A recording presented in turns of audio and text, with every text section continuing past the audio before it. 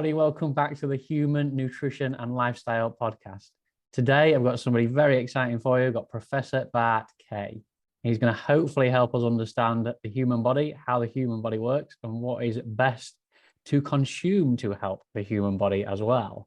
So, Professor Bart, if you just want to introduce yourself to our audience, tell our audience a little bit about your background and where you're coming from.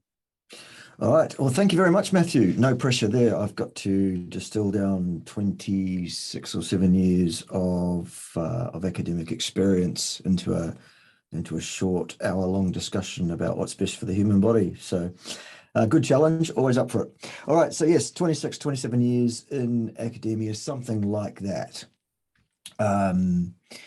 Started out, my first foray was the physiology of rest and exercise. It's usually just called sports science.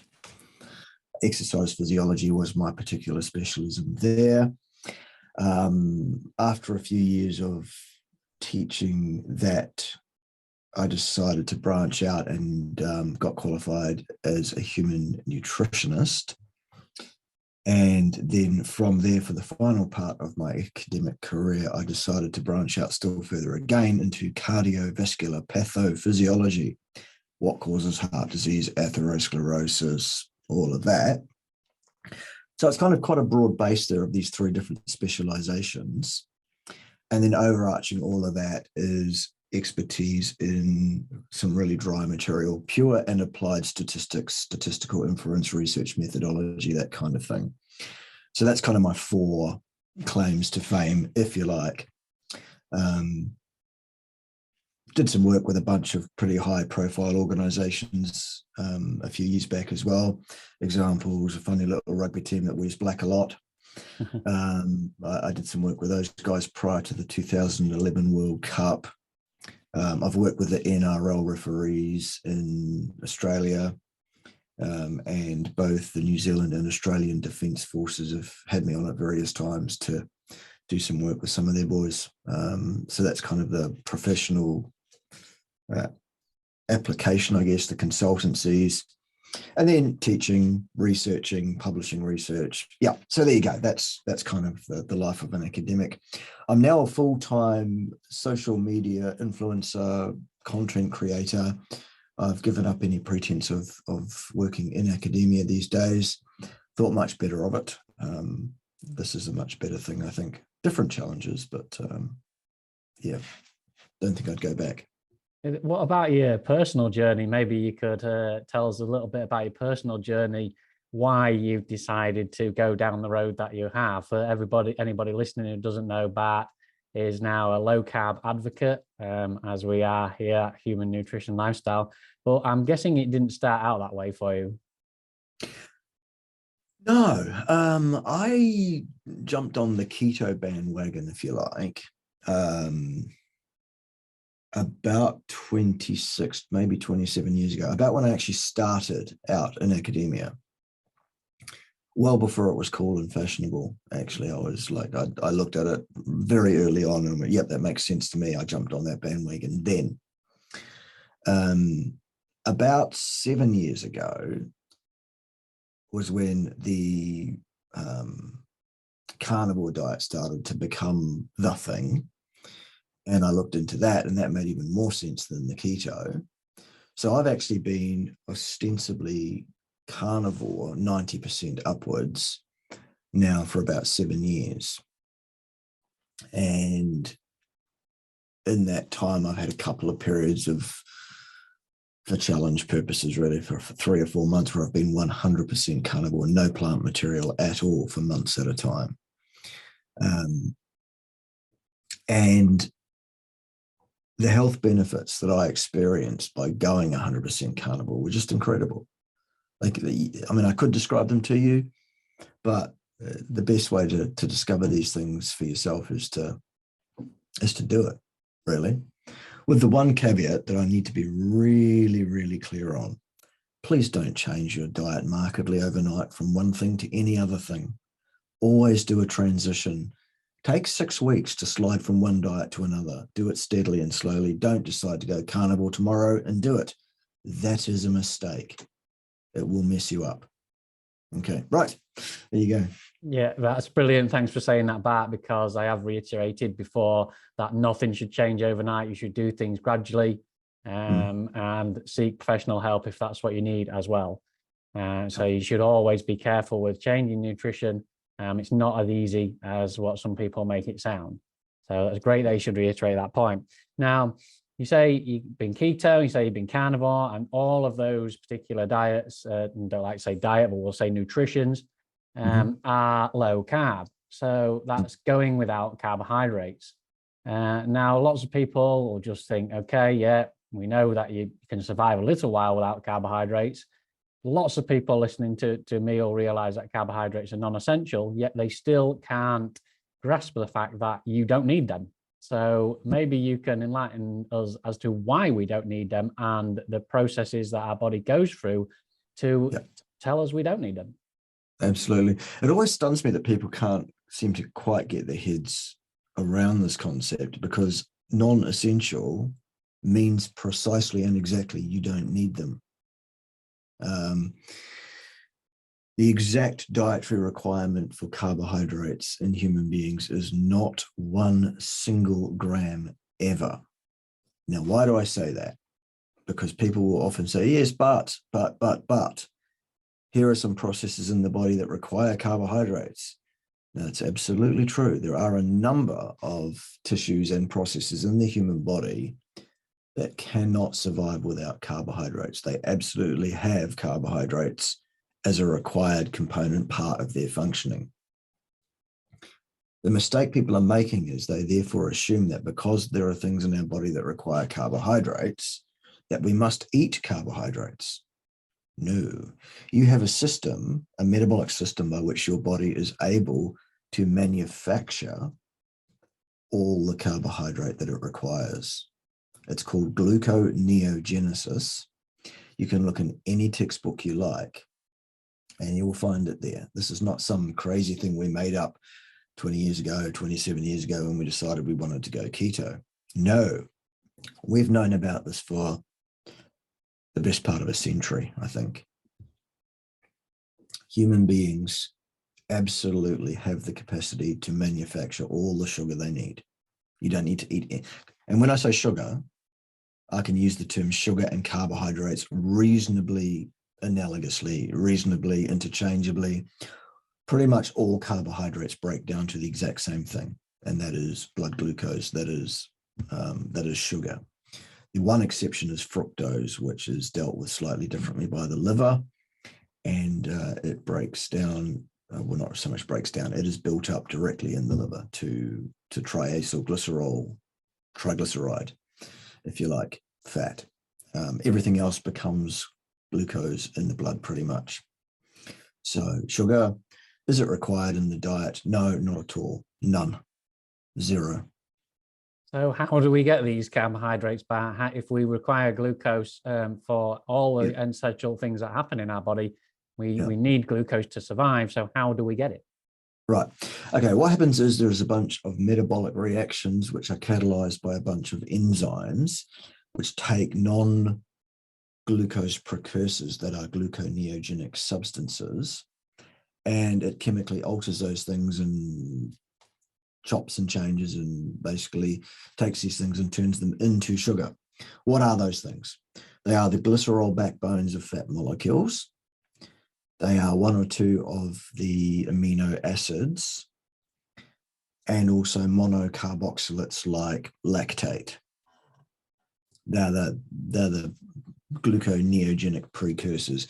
And so your body slices, chops and dices, puts it back together. Oh, look, now we've got sugar. It's a pretty simple process once you get your head around it. So I've talked before about the mitochondria in the cells that require, that tend to use pyruvate as their starting point of energy, because glycolysis, as I've spoke about before, actually happens outside of the mitochondria. But does that mean then that by breaking down the triglycerides to get the glucose, then it goes in a different pathway, or does it go the same way? Does it go through glycolysis the same way? Okay. So if your cells are using glucose for energy external to the mitochondria, that is a process. Well, it's one of two processes. One of them is glycolysis, and the other one is glycogenolysis. They are not the same thing. They are slightly different. Muscle fibers, as it turns out, skeletal muscles use glycogenolysis exclusively, and other cells tend to use glycolysis. Glycolysis is the splitting of sugar into two pyruvate molecules to release some energy. Glycogenolysis is the splitting of pyruvate directly out of glucose starch. That's ostensibly the difference between the two. It turns out that it's energetically favorable to split the pyruvate directly out of the starch, and that's why muscles do that, because they have a much higher energy requirement than most other cells. Once glucose has been split, either in the form of glucose or glycogen starch, in the cell cytosol, the result is 2 molecules of pyruvate per molecule of glucose. That pyruvate is then either oxidized to acetyl coenzyme A, which is the first intermediary of the tricarboxylic acid, or TCA, or Krebs cycle, or it's reduced to lactate and then usually exported to the blood, depending on energetic circumstance at the time and the requirements of other cells and all of that kind of stuff. Once it is oxidized down to acetyl coenzyme A through a series of enzymes called the pyruvate dehydrogenase complex, which is basically irreversible, then it's an absolutely identical process that it goes through from that point on into the mitochondria, through the electron transport chain, etc. And then the other source of acetyl coenzyme A is the beta oxidation of fatty acids in the cell cytosol. So it's absolutely identical from the acetyl coenzyme A point onwards.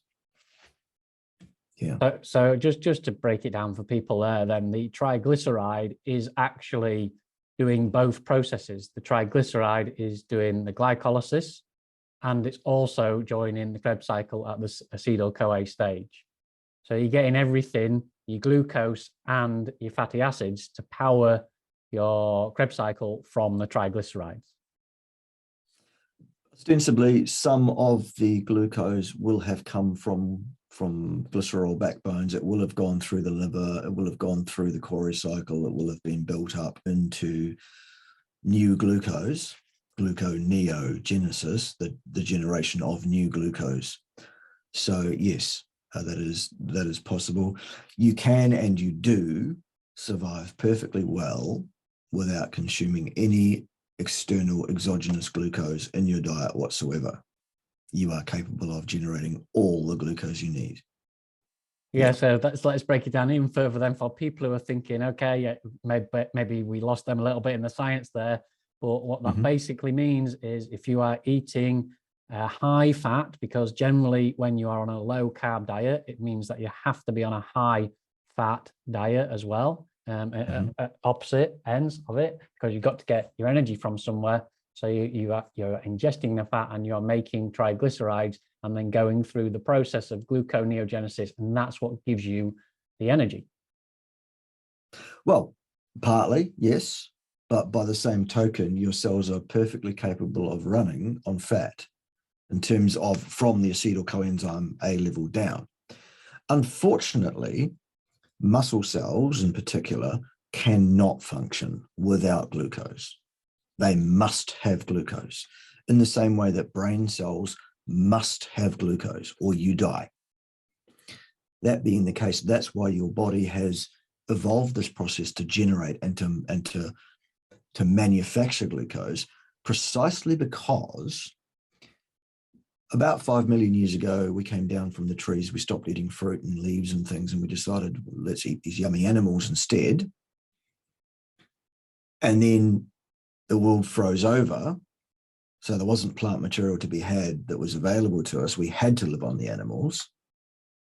So our body needed to have a way to make its own glucose from that point on, and that's why it's evolved. It's that simple.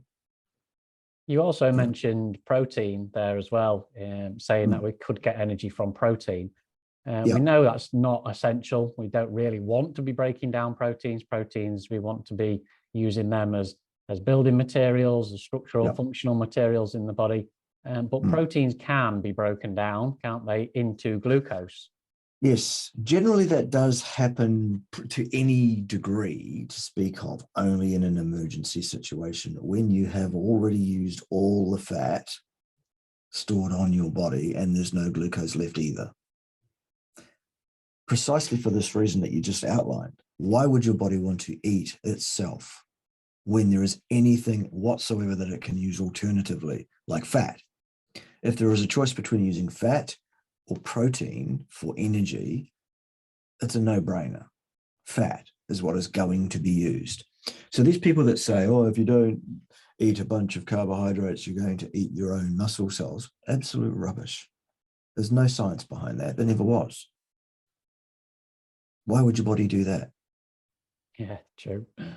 Going forward with that as well, then, can people approach a low carbohydrate diet wrongly by potentially prioritizing too much protein and not enough fat? Yes. There is a species appropriate, species specific diet for human beings. There is a kind of middle of the bell-shaped curve in terms of the balance between carbohydrate, sorry, not carbohydrate. Jeez, what am I saying? Fat and protein. And I usually, when I'm starting somebody out, I will usually start them at around about 60, 66, 33, or, give or take in there, in terms of the so-called calories as fat and so-called calories as protein. There is an individual variation around that, which is ideal for each individual person. It seems to be a pretty narrow band, around about 5% either way. That seems to be optimal for, in terms of function, in terms of health, in terms of all of that kind of thing. If you eat too little protein, you will suffer. If you eat too much protein, you will equally suffer. There are consequences to both of those things. So there is a balance. It does seem to be around about 50-50 in terms of the mass of protein and the mass of fat, or 66-33, give or take, in terms of so-called calories, because there's basically twice as much energy per unit volume of fat as compared with protein. Having said that, keep in mind that when I'm talking about protein and not meat. Meat is 3/4 water.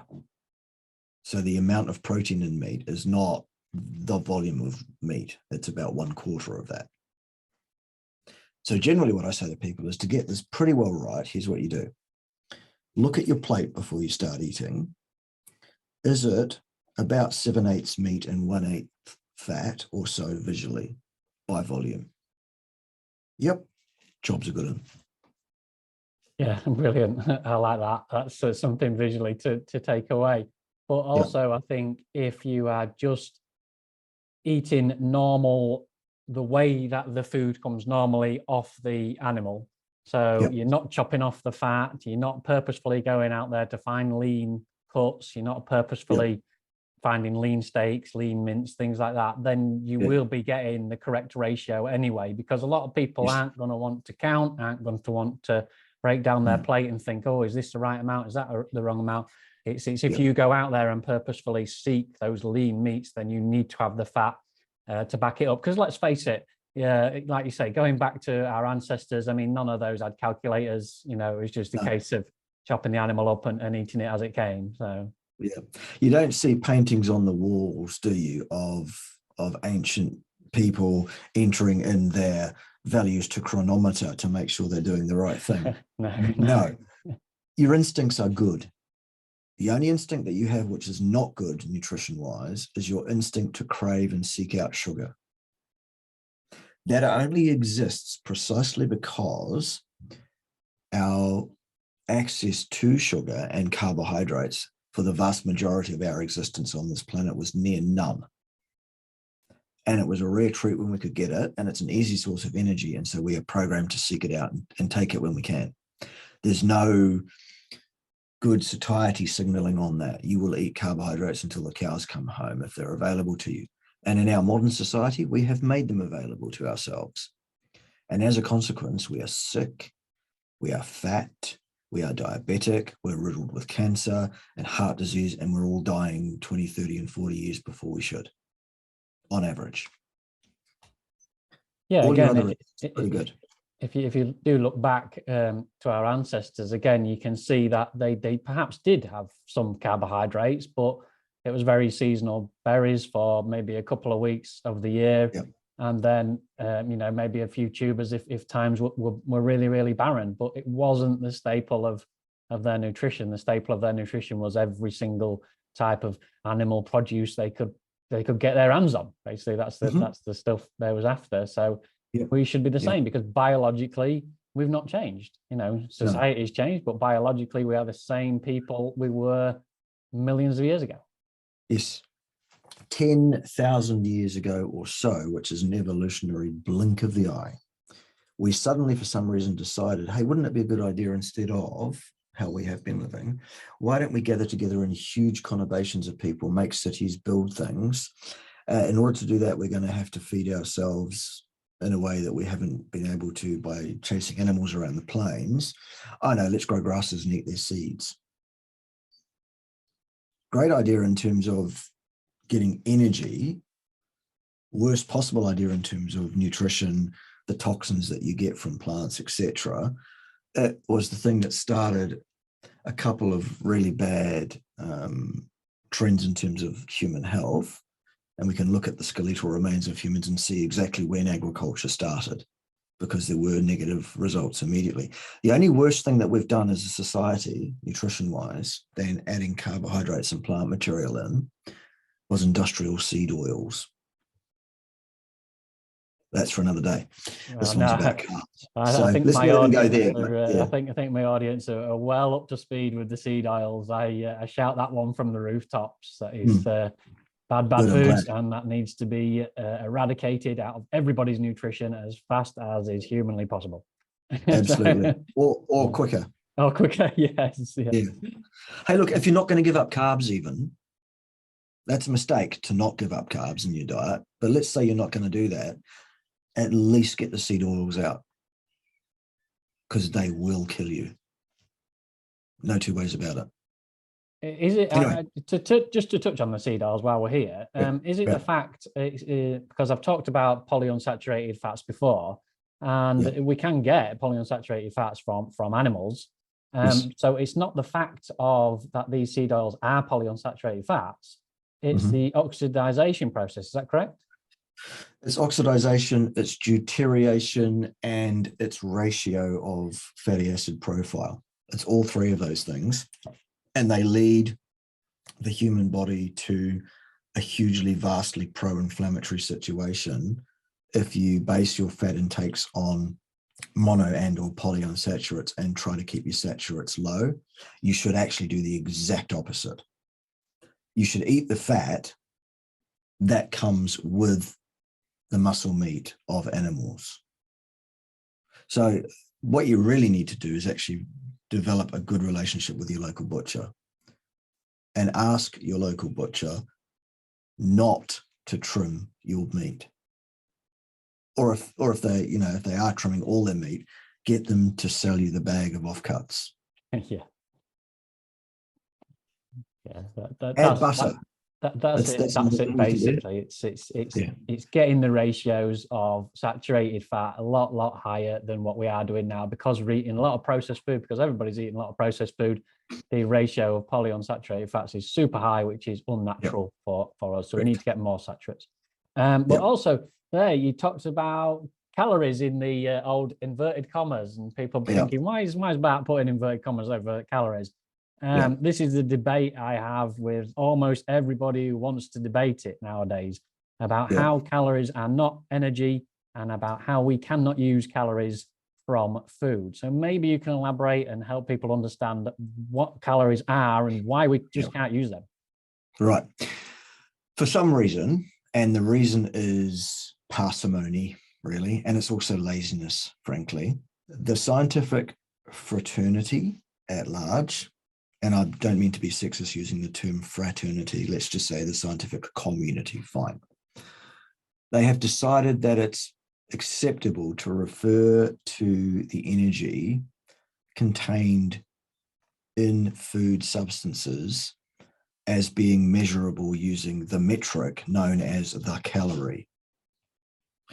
What these buffoons will often also do is say that the reason that that is perfectly appropriate is because of the interchangeability of energy from one currency to another currency, according to the dictates of the conservation of energy.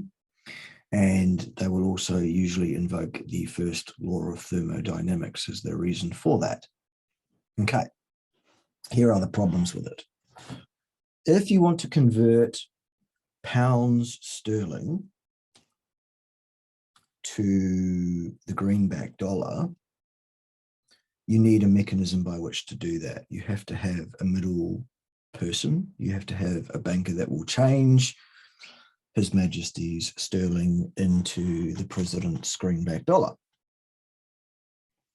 You cannot take your greenback dollar into the corner store in Kettering, for want of a better place. I don't know why I said Kettering, but why not? Anyway, you can't whack that greenback dollar down on the counter and ask that shopkeeper to take that greenback dollar for a litre of milk. They won't accept it. That is not legal currency.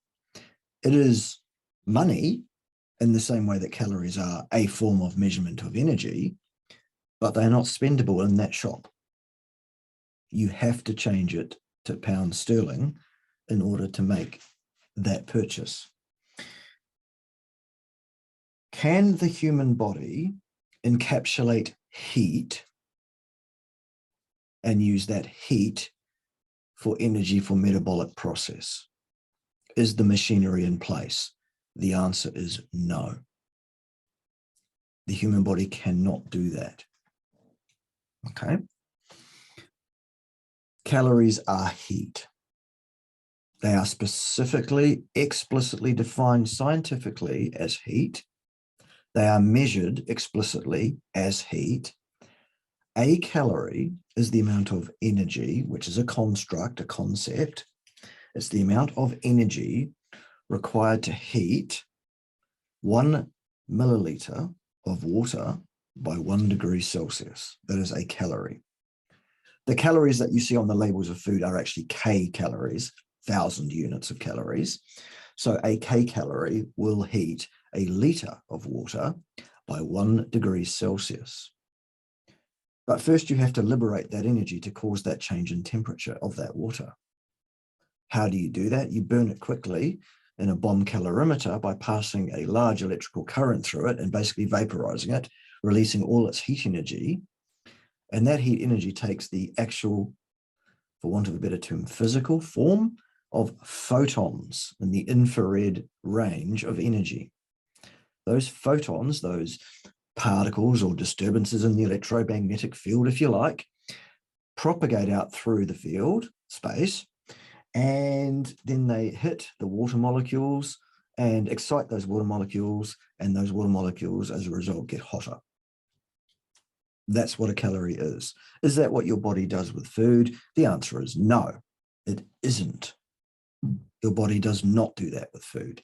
What your body does with food is it changes the mass from one form into another form, from carbohydrates, free fatty acids, and much less often proteins, as we've discussed already, and even less likely than that, hopefully, alcohol. All of those things can be changed physically from one form into another using chemical reactions. The outputs are two different forms of mass, the exact same amount of mass, in the form of water and carbon dioxide. And some of the energy released during those processes is encapsulated and used to create a chemical storage form of energy known as ATP. Very different process. Pound sterling, greenback dollar, both money, both currency. One of them is recognized in the corner store in Kettering and one is not. That's the same in the human body. So to say there is X amount of kcalories of energy in this chocolate bar, we only know that if we burn the chocolate bar to vapor. That's not what the human body does with it. So that number is going to be vastly inaccurate to the actual effective energy contained in that chocolate bar that a human can absorb and use. That's the argument, basically, in a nutshell. Yeah, I think the reason why there is calories out there is because there's no actual measurement. We cannot measure the amount of energy we're going to get from any certain food. Correct. Just everybody's going to react differently to each particular food, and each particular macronutrient within the food going to do a different chemical reaction within their body to take out the amount of energy. So you do not know exactly how much energy you're getting from any given food. So to be in a deficit of any kind is just ridiculous. If anybody's telling you anything about nutrition and they start to talk about calorie deficit, walk away straight away. It's not something that we can measure. It's not something anybody can measure. So it shouldn't even be in the nutrition world. No, quite right. And even if what you just said was wrong, and it isn't, it's absolutely spot on. Most people don't understand that the number of calories listed on a nutrition label is legally allowed to be out by up to 20%. So even if they were accurately translatable into effective energy absorbed by a human being, you're still 20% out. Yeah. Up to 20% out before you even start. Yeah. So in order to say I'm going to be in a so-called calorie deficit and therefore predictably lose fat, which they'll often refer to as weight, which is equally ridiculous, I have to so grossly, vastly undereat as is unhealthy in order to get that result. And it's not sustainable. It's not a useful tool. Get the word calories out of your lexicon, people. And anyone that says calories to you, which will be almost everybody, turn that person off. We're done here. You're ignorant. You do not understand science or physics. Sorry. Yeah. I think that's great. We'll draw a line under calories now, just in case we're upsetting too many people. We like upsetting people, but we want to keep it nice and happy. So yes. We'll go back to. It upsets Greg Doucette quite a bit. Apparently. Yeah, I see that. Yeah. Yeah. We'll go back to carbohydrates because it is something that people question all of the time. And as Bart said at the beginning of this, nobody needs 1 gram of carbohydrates ever. You don't need carbohydrates in your nutrition. But then you'll get all these, yeah, but what's, and what about this, and what about that? And I do work with quite a lot of athletes. And quite a lot of athletes will say, well, surely there's got to be a sweet spot. There's got to be a point where I start to need carbohydrates. If I'm exercising a lot, if I am putting in high intensity work, then there must be a point where my body's going to say, okay, now I need the carbohydrates because I'm starting to run out of energy. What would you say to that? Okay. As an exercise physiologist, first and foremost, just to remind folks on that, the thing that determines your capacity to exercise at the level of carbohydrates at the peripheral level in the muscle is the resting level, storage level of glucose starch, glycogen in those muscle fibers. You start out with a level X and you start to exercise and that level starts to drop. When it gets to a certain level, that compromises that muscle's ability to contract. It's a self-protecting mechanism, basically. It's the peripheral governor. We've all heard Tim Noakes talk about the central governor, which is the level of glucose in the blood as determined by the brain or measured by the brain. The peripheral governor is the level of glycogen in the muscle fiber. If you undertake high-intensity exercise training protocols on a weekly basis, your resting level of glycogen will go up. You will store more glycogen, precisely in order to be prepared for a more intense exercise program. That's irrespective of whether you consume carbohydrates in your diet or not, because remember, your body is capable of producing all the glucose it requires for all processes from non-glucose precursors. It's called gluconeogenesis still. Yeah, great. So you do not need to eat. And then people say, oh, yes, but okay, when you're using your muscle glycogen during an exercise protocol, it will draw glucose down from the blood in order to keep that glycogen up, and that will drag the level down in your blood. And then the central governor will kick in and you'll become tired. To which the response is, yes, except the liver senses that the blood glucose level is dropping. And if you're fully adapted to a fat-based diet, your rate of gluconeogenesis will kick in more readily, more accurately, because you don't rely on pouring it down your neck. So it will counteract it. I think the key there is like what you said early on is you have to be fat adapted. You can't just expect to go into it in a week's time, in 2 weeks' time. You just can't expect to, if you've been a high carb athlete and then you say, right, okay, I'll try out this low carb, continue with the same training program, continue doing your low carb. Yes, it's going to bite you. It is not going to work because, like you say, you've got to not only be training specific, but you've got to only be training specific with your nutrition specific as well at the same time. They've both got to run alongside each other. I'm an endurance athlete, which I know you perhaps think is not great either, but it's a form of illness. It really is. Come and lay on my couch, Matthew. Let's talk about this. I know, but I have been experimenting over the past sort of couple of months with no carbohydrates at all, going just about 100% carnivore, and seen very little, if any, detriment to performances. In fact, I've actually gone up power on my cycling. So my cycling power has got better with zero carbohydrates. So that is proof to me that your body can produce as much glucose and as much carbohydrates as you need. But like you say, also, do once you get fat adapted and once you start putting in those training specific things, does then your body actually spare glycogen? It can do. I mean, it's a very complex interplay, and obviously the net result of all these positive and negative feedback loops back into this and back into that are all geared around keeping you A, alive, and B, able to perform to the best of your ability as a secondary consideration to, first of all, let's not allow your homeostasis to become disturbed outside the range that you can live in. So, I mean, what it comes back to at the end of the day is that your body will adjust if you give it sufficient time and stimulus to adjust. That's where most people get this wrong, especially athletes. What they don't understand is that there is a transition period. There is a period where your performance will suffer when you change your diet from a carb-rich diet to a carb-poor diet.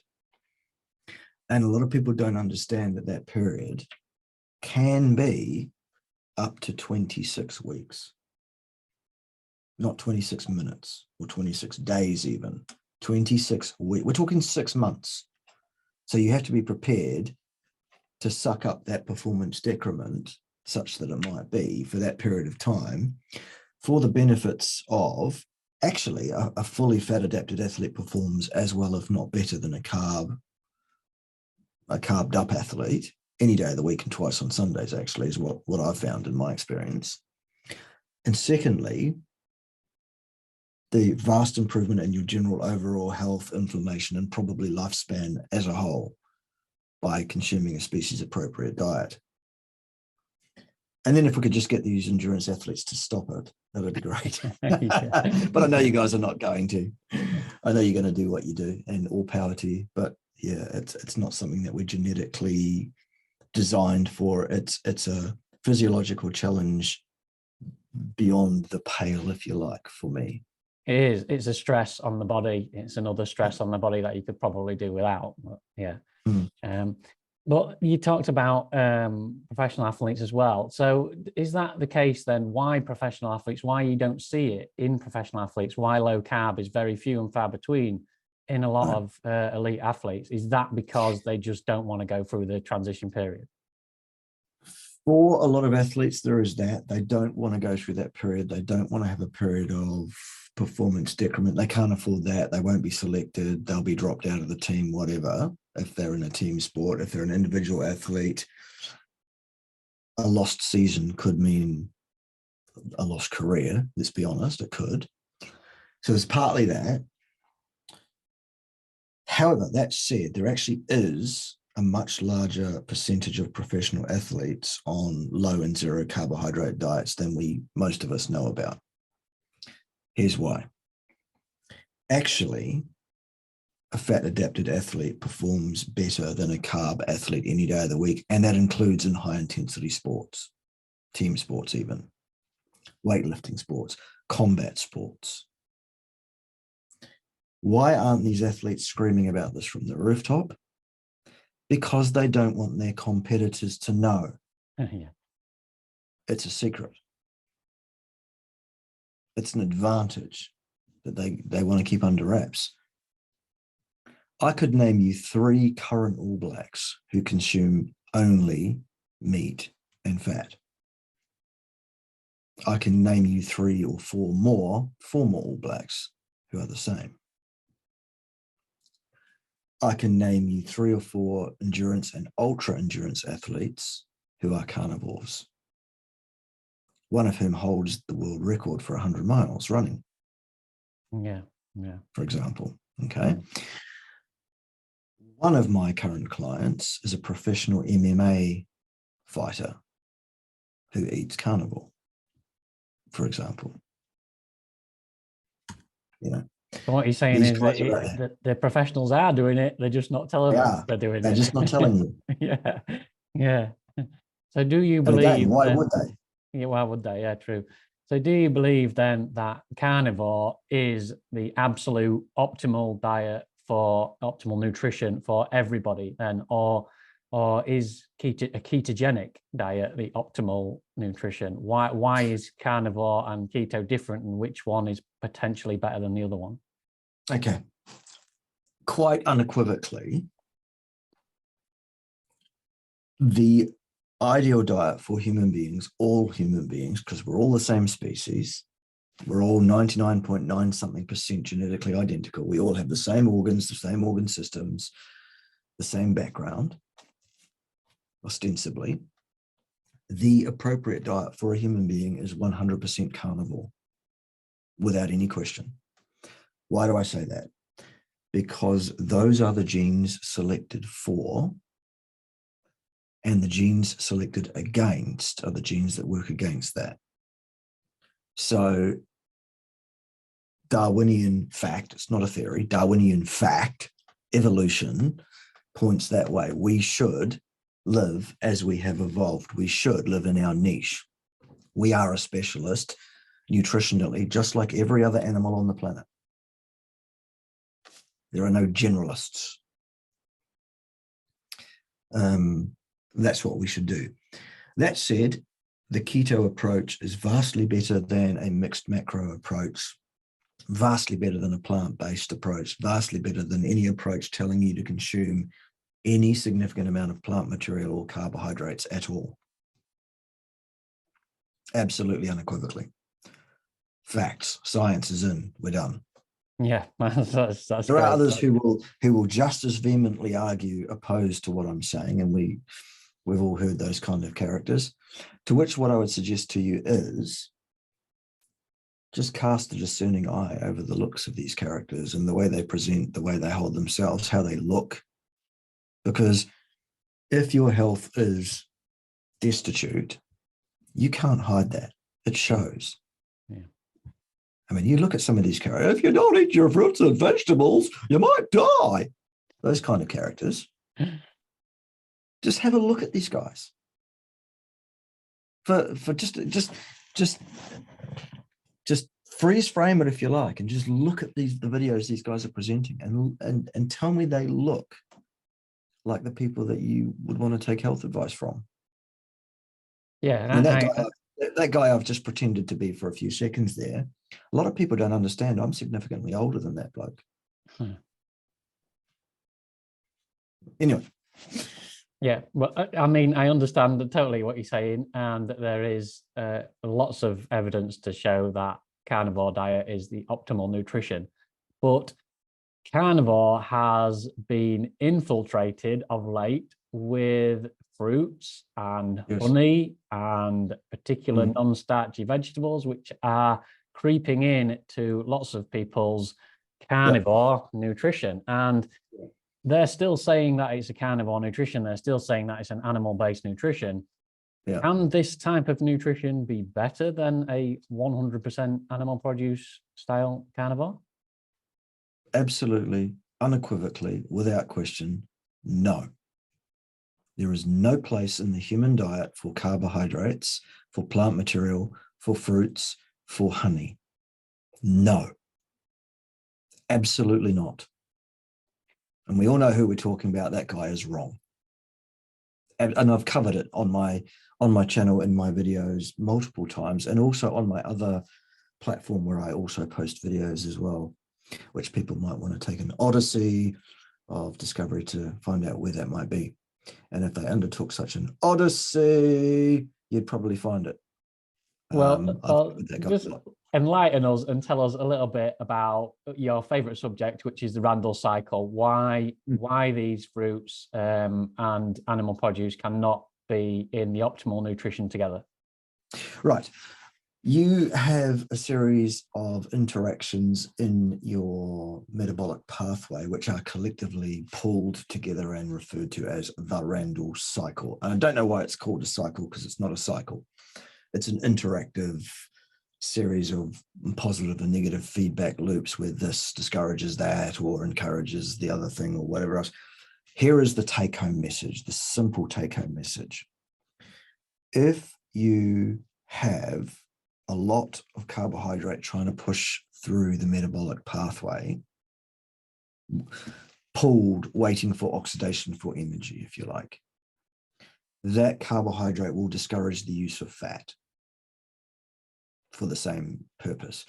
So remember right back earlier on in the discussion, we spoke about from acetyl coenzyme A onwards, it's identical. So you've got carbs over here and fats over here, both trying to push through the same door. Okay. If you have a lot of fat trying to push through that door, it will discourage the use of carbohydrate. So what we've got is fat and carbohydrate cross-inhibiting each other, blockading each other, both trying to push their fat bottoms through the same door at the same time. That causes problems for us. It causes inflammation. It causes obesiogenesis because of the inflammation. It causes elevated blood sugar. That's the cause of type 2 diabetes in a nutshell, the randle cycle. It's nothing to do with insulin resistance, which is another construct, another concept. Tell me what company markets a meter that measures insulin resistance. Yeah. There isn't one. You can't measure it. You can't measure it because it's a construct. It's an idea. It's someone's, there are many careers hanging on this construct, but it's not a thing. It's not something you can, what is measured in people when they want to diagnose diabetes type 2 is the area under the glucose curve and the area under the insulin curve. Both of those are independent variables of one another to a large degree, both with a number of different causes for what those responses will be. Anyway, that's for another day. The randle cycle basically ostensibly tells us without any question that we are designed to get our nutrition from one of fats or carbohydrates at any given time, mixed with some protein. We can survive on a carbohydrate diet, subsist for a short period. Should the hunt be unsuccessful? Should there not be enough mammoth to take down? Should the herds have moved on? Should the winter be particularly harsh? Whatever, we absolutely can scrape around and get some carbohydrates together and survive on those. It's one of the reasons human beings have survived events globally that other species did not. That and the fact that we ate a lot of them out of existence because we were smarter than they were, sort of thing. But one of those diets, the one that's rich in carbohydrates and poor in fats, as opposed to the one that's rich in fats and poor in carbohydrates, one of those diets is absolutely demonstrably destitute of nutrition. You can survive on it. There's energy in carbohydrates, yes, but is there nutrition there? No.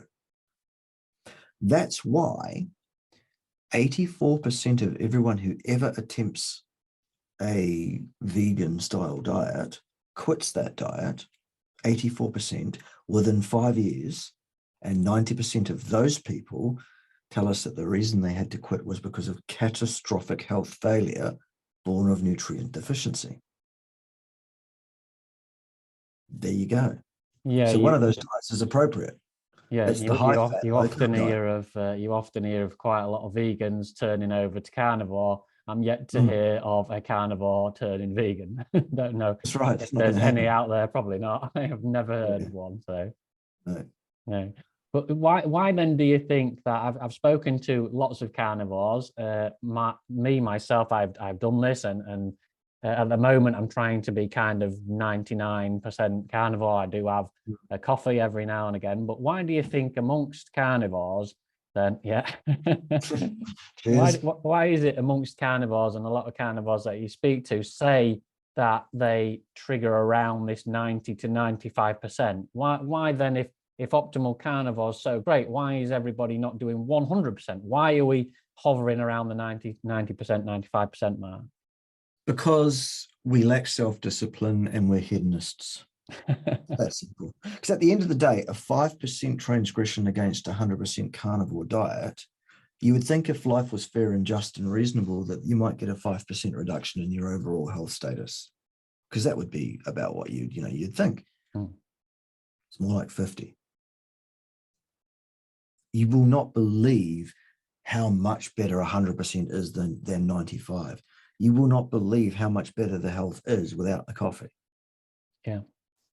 For example, or without the, whatever it is, your 5% transgression is. I've found that repeatedly when I've done short periods of 100% carnivore, 90 days at a time, usually for a challenge, for a video series or whatever else. And I always say to myself, man, this is so much better. I don't know why I don't just do this all the time. And it's because, like most people, I lack self-discipline and I am a hedonist. I enjoy my coffee. And I will cop that really quite vast reduction in my health status associated with that coffee, purely to subserve my desire to have that pathetic crutch, really, because that's all it is. Yeah. So we know biologically that 100% carnivore is the absolute optimal, and then it's basically down to your own lifestyle choices and how much you really want the other things to creep in to let you slip away from that 100%, which is where you should be. Yes. Yeah, brilliant. Thank you very much for that. No question at all. So people listening to this then will probably think, okay, I fancy a go at this. I fancy a go at this carnivore. But maybe some of them might have been keto for a while. Maybe some of them might not have even tried keto. So how do they even begin to start changing from the carbohydrates in their nutrition to something that's aiming themselves up to the optimal nutrition, which we spoke about? Yep. Okay. So as I said right at the beginning, let's repeat that caveat again. Don't change your diet hugely overnight. Do not do that. That will mess you up. You need to let your body adjust. Your microbiome needs to adjust. You need to grow the enzymes or produce the enzymes really in your body that you hitherto do not have because you haven't been using those pathways, etc. This is an extended period of time for a full transition. In terms of the change of the diet, I advocate for a 6-week period minimum, where what you do is in the first 2 weeks, you halve the volume of carbohydrate in your diet and replace it with animal fat at a 1-to-1 energetic level by calories, because what else is there to even get any kind of gauge on this? You need to do that steadily on a day-by-day basis. You don't go 2 weeks and then drop 50%, or drop 50% and then wait 2 weeks before you do the next drop. It's not a stepwise, it's a rampwise transition. So you're going to have to plan. You're going to have to use one of these programs to record everything to keep your transition as steady as you can. You're going to have to be prepared. You're going to have your menu sorted out for the whole 6-week period before you start, really. So it's not a stress, and you don't have to think about it, and you don't have to worry about it. No, what am I supposed to be having today, and what am I not having, etc. Put the work in up front. Put the distress of planning it all before you go through the distress of physically doing it. That makes it much easier that way, and then there's no thinking about it. There's no worrying about it. That's what it is. And then in the second 2 weeks, you half it again. So then you're down to basically a quarter. And then in the last 2 weeks, you half it again. And then after that 6 weeks, because you've got so little left, then you can drop that last bit out. But you've basically gone like so, haven't you? Yeah, that's great. And I'm pleased you said it exactly like that, because we at Human Nutrition and Lifestyle run 4 to 8 week programs, and we do exactly that. In the first couple of weeks, we'll take you down a little bit and then take you down a little bit more. But I always like to tell people who don't want to work with a coach, some people want to do it themselves. So I always say to them, look, there's 365 days in a year, change 365 things, one each day, and then this time next year, where you're going to be. So I think you can choose the amount of days you want, but like you say, it takes a good 6 to 8 weeks. Don't expect it to happen in a few weeks. Absolutely. Your other option, of course, over the next 365 days is don't change a damn thing, and you will end up exactly where you're heading. Yes. Yeah, very well said. Yeah. So you mentioned it a little bit a moment ago, Bart, but where can everybody follow you and find you and learn lots more than dig deeper into the things that we've spoke about today? Right. One of the best places you can find me is right there at my main YouTube channel. That's the channel where I tend to be abrasive. I tend to use very short words, monosyllabic words quite a bit. Usually then what I will do is hyphenate them and put other words with them to make it amusing in some way. It's for clicks, it's for notoriety, it's to give me a point of difference, other than my vast knowledge of human nutrition, etc. Of course, it works well. I wouldn't change it, whatever. If you don't like that style, if you find that too much, if that's too confronting, if you don't like naughty words, I have another channel which is called the Institute for Health, Science, Integrity. That's the professorial channel. That's the collar and tie. That's the no naughty words channel. I have a third channel, which is called the Meat Militia, which is where you'll often find the field marshal is a character there. He runs the show there, him and his mate Yellow Ted. That's another sort of, while we also educate there, it's a bit more comedy based. I wish I had time to equally share on all these channels. I don't. It's, whatever. And there's a few other channels as well on the YouTube that you'll find. They're all linked actually in the show notes under all my videos. You'll find the channels there. I also post videos on another video sharing platform as well, which, as I say, you could take an odyssey of journey and you'll find it.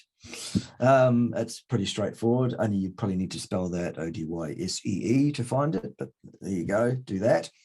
And you'll find over 1,000 videos there. And there's some even more subversive, actually. They're the ones I had to take down off YouTube because YouTube decided to start policing their rules a bit differently, and they were a bit problematic. So that's where they are. The old catalogue, if you like, they're all still there for people to go and get some amusement from.